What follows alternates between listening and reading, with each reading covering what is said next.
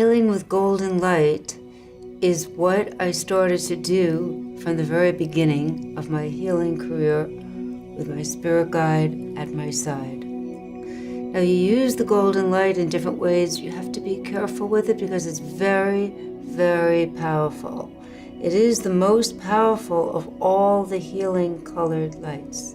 Think about the power contained within the sun. I am the facilitator, but I am not doing this by myself. Before I begin, I'm calling on my spirit guides and guardian angels and beings of light, and depending on what the disease is, higher beings to step in and help. I also make note of the merit that the person has earned in their life, and by that merit, they have earned this healing. That's important. The worth of a person's life on earth is very, very important. If someone has a tumor, I will send a laser beam of golden light directly to that tumor.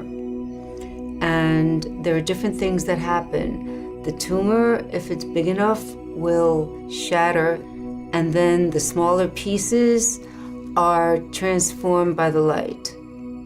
And we keep doing that. I do that day after day after day. When someone has cancer with a tumor, you do not wait, you don't make appointments, you do it every day wherever they are.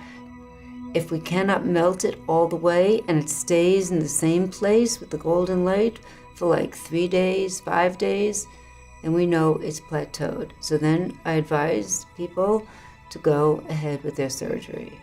If a person has an internal problem, it's not a tumor or anything like that, then I bring the golden light down through the crown chakra, down the spinal column, and have it radiate out into all the systems of the body.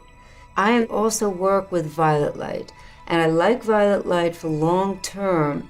When you're working with someone on a long-term basis, like I have certain people who were told to go home and get into a hospice, and they're still here. The violet light is cooling and soothing, and that is coming through Saint Germain, who is pretty amazing. And I've had some miraculous things happen with Saint Germain.